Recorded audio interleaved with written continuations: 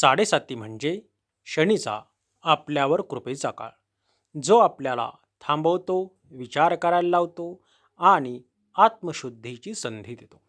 हा काळ संकटाचा नाही, तर जागृतीचा आहे. शनिदेव शिक्षा देत नाहीत, ते आपले कर्म दाखवतात आणि आपल्याला सुधारण्याची संधी देतात. म्हणून साडेसातीमध्ये घाबरू नका, श्रद्धा ठेवा आणि सकारात्मक विचार करा. हा काळ आपल्या उत्कर्षाचा आहे, तो आपले कल्याणच करणार आहे. स्वामी भक्त हो, आपण आपल्या चॅनलवर आपले जे काही प्रश्न असतील त्यावर चिंतन मनन करून उत्तर शोधण्याचा प्रयत्न करणार आहोत. जर आपल्याही मनात कोणत्याही प्रकारचा प्रश्न असेल तर तो आपण आम्हाला ईमेलद्वारे किंवा कमेंटमध्ये विचारू शकता. आपण त्यावर उत्तर शोधण्याचा प्रयत्न करूया. सर्वप्रथम आपलं चॅनल लाईक, शेअर, सबस्क्राईब करा. आजचा आपला विषय आहे साडेसाती म्हणजे काय. साडेसातीमध्ये काय करावं, चला तर मग सुरुवात करूया.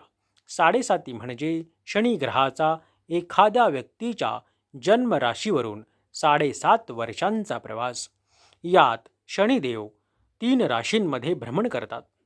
जन्मराशीच्या आधीची रास 2.5 वर्ष, जन्मराशी 2.5 वर्ष, जन्मराशी नंतरची रास 2.5 वर्ष, म्हणजेच एकूण 7.5 वर्ष. म्हणून याला साडेसाती असं म्हणतात. साडेसाती तेव्हा सुरू होते जेव्हा शनी जन्मराशीच्या आधीच्या राशीत प्रवेश करतो.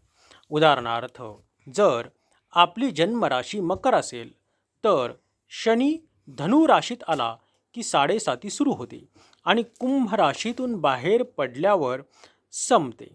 अनेक लोक साडेसाती आली की घाबरतात आणि मग आपल्या नशिबाला दोष देतात. पण हा काळ आपल्या उत्कर्षाचा काळ असतो. शनिदेव हे आपल्या कर्माचा हिशोब पाहतात. पहा, चांगलं कर्म असेल तर चांगलं फळ मिळणारच.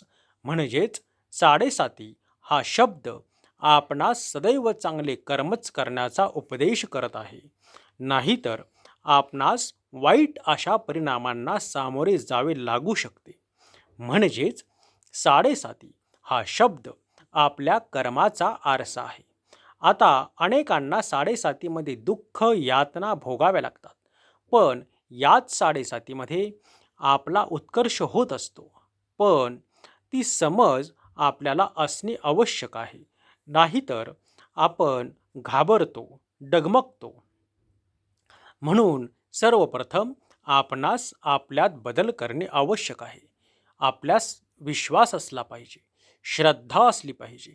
पहा, एखादी गोष्ट वाईट म्हटलं की आपलं वाईटच होतं. जसे आपले विचार तसं आपलं जीवन.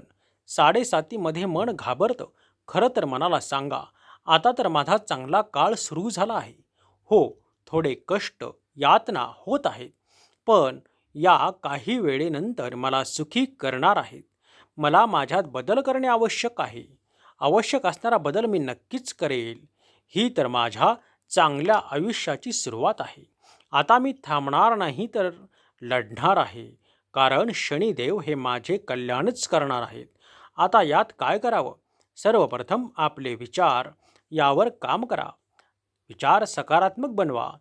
त्यासाठी चांगले पुस्तकं वाचा. शनिदेवाला प्रार्थना करा. शनिदेवांचा मंत्र म्हणा.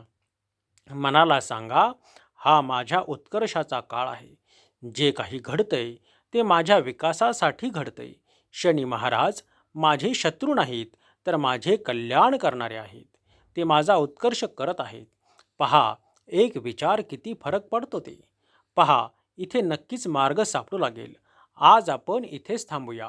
पुन्हा भेटूया नवीन प्रश्न घेऊन. त्यावर चिंतन मनन करूया. तोपर्यंत आपले काही प्रश्न असतील तर नक्कीच कमेंट बॉक्समध्ये विचारा किंवा ईमेलद्वारे पाठवा. धन्यवाद.